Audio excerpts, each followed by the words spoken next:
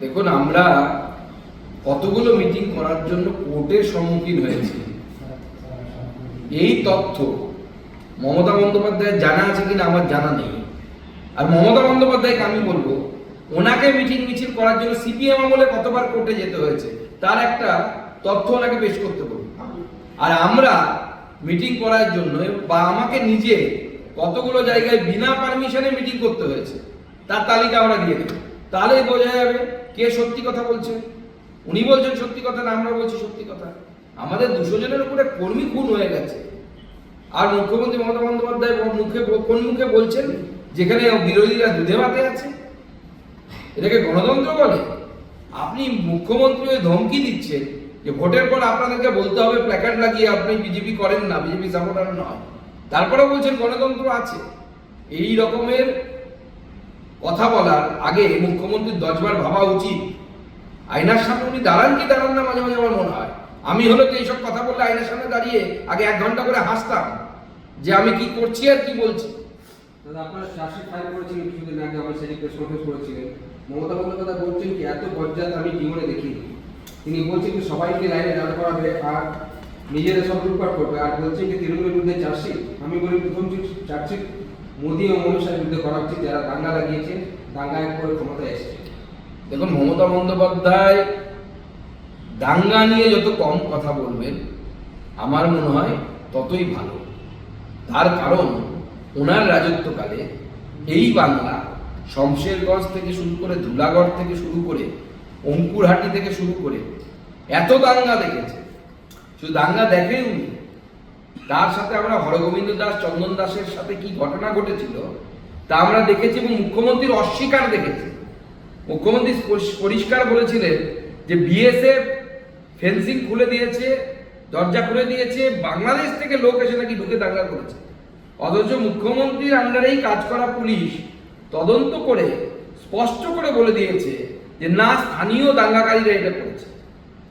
এবং তৃণমূল কংগ্রেস ফাঁসিয়েছে বলেছে কারা, যাদেরকে পুলিশ অ্যারেস্ট করেছে।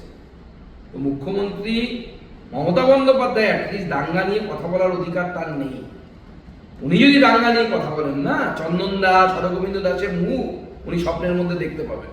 দাদা, এই আইএস আইপিএস ট্রান্সফার করা হচ্ছে, সেটাতে মুখ্যমন্ত্রী বলছেন কি আপনারা এই আইএস আইপিএস এর মধ্যে ভাগাভাগি করছেন। তারা তো প্রশাসনের কাজ করে সেখানে, এবং তারা সেখানকার অ্যাসেট, কিন্তু তাদেরকে আপনারা ক্যাসেট বানিয়ে দিচ্ছেন নিজের কাজ করার জন্য। তো ভাগাভাগি তো মুখ্যমন্ত্রী করে রেখেছে।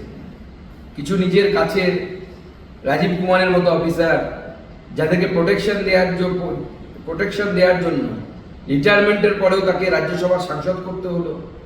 আবার বেশ কিছু আইএস অফিসারকে আপনি দিনের পর দিন শাল্টিং করে রাখা যাকে বলে, অর্থাৎ ট্রেজারি বেঞ্চে বসিয়ে রাখা আর কি রেখেছেন, যাদেরকে কোনো ডিএম করেননি, তাদের পুরো ক্যারিয়ার নষ্ট করেছেন। কতজনের লিস্ট লাগবে মাননীয় মুখ্যমন্ত্রী? আমরা লিস্ট দিয়ে দেবো। ওনার কথা যারা শোনেন না, ওনার পদলেহন যারা করবেন না, তাদের সাথে উনি যে ধরনের আচরণ করেন, যে ধরনের কথাবার্তা বলেন, আমরা কি খবর পাই না? আমরা সব খবর পাই। উনি ক অক্ষর, 2 অক্ষর, 4 অক্ষর, না 5 অক্ষর, না 6 অক্ষর বলছেন, সমস্ত অক্ষরের খবর আমাদের কাছে আছে। কিন্তু বলছেন দাদা কি কাশী বিশ্বনাথের মন্দির বানানোর সময় অনেক মন্দির আপনারা ভেঙেছেন। উনি সব ধর্মকে এক সম্মান করেন, কিন্তু আপনারা কাশী বিশ্বনাথ যখন মন্দির করছিল সেখানে অনেক মন্দির ভেঙেছেন। দিল্লিতে নাকি কয়েকটা বস্তিতে আপনারা কালী মন্দির ভেঙেছেন, এটা মুখ্যমন্ত্রী বলছেন। দেখো, মাননীয় মুখ্যমন্ত্রীকে বলুন হিন্দুদের কথা বা হিন্দুদের মন্দিরের কথা ওনাকে অ্যাটলিস্ট চিন্তা করতে হবে না। ওনাকে বলবো যদি একটু মাথাটা ঠান্ডা হয়, একবার গিয়ে বেনারস থেকে ঘুরে আসবেন, দেখতে পাবেন মোদিজি কি বানিয়েছে, দেখে আসবেন, একটু শিখে আসবেন, কাজে লাগবে।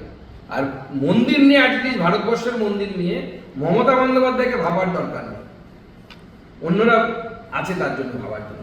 মমতা বন্দ্যোপাধ্যায় মসজিদ নিয়ে ভাবুন, গির্জা নিয়ে ভাবুন, কোনো অসুবিধা নেই। আমরা মন্দিরের জন্য হিন্দুরা আছে, চিন্তার কিছু নেই। আপনারা আজকে ইলেকশন কমিশনে গেছিলেন, তারপর কুণাল ঘোষ আপনার নাম করে বলেছেন যে আপনি মামা বাড়ির আবদার করছেন।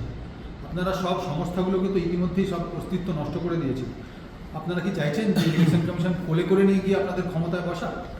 দেখুন, কুণাল ঘোষ বাবু যেটা বলেছে, আমি শুধু এটুকুই বলবো যে নির্বাচন কমিশন তাদের কাছে যাওয়ার অধিকার প্রত্যেকটি রাজনৈতিক দলের আছে, আমরাও গেছি। আমরা প্রত্যেকটি আইনের ক্লজ তুলে তুলে দেখিয়েছি পিপলস রিপ্রেজেন্টেটিভ অ্যাক্টে কিভাবে ভায়োলেশন করেছেন মাননীয় মুখ্যমন্ত্রী। আর যেটা মুখ্যমন্ত্রী বলছেন ওটা কি মামার বাড়ির আবদার না ঠাকুরদার বাড়ির আবদার? আর মামা বাড়ির আবদার আমরা কোথা থেকে করবো? কুণালবাবু তো মামা বাড়ি থেকে ঘুরে এসেছেন কালো ভ্যানে চলে, আমরা তো মামা বাড়িতে যাইনি, উনি মামা বাড়ি গেছেন। মামা বাড়ির আবদার থাকলে ওনার থাকবে, আমাদের মামা বাড়ির আবদার থাকে না। আমরা আইন নিয়ে কথা বলি, আমরা আইনের পরিপ্রেক্ষিতে সংবিধানের, ভারতীয় সংবিধান যে অধিকার দিয়েছে সেই অধিকারের পরিপ্রেক্ষিতে আমরা কথা বলছি। আরজি করের ঘটনার পরে শান্তনু সেনকে তৃণমূল সাসপেন্ড করেছিল। ভোটের আগে তাকে আমরা দেখলাম যে তিনি অভিষেকের সেবাশ্রয় প্রকল্প আয়োজন করলেন এবং তাকে ভোটের আগে আবার দলে ফিরিয়ে নেওয়া হয়েছে। এই তৃণমূলের ভেতরে ডিসিপ্লিন এটাকে কিভাবে দেখেন? ডিসিপ্লিন বলে কোনো কিছুই নেই। তৃণমূল কংগ্রেস আবার ডিসিপ্লিন, এই তো সোনার পাথর পার্টি।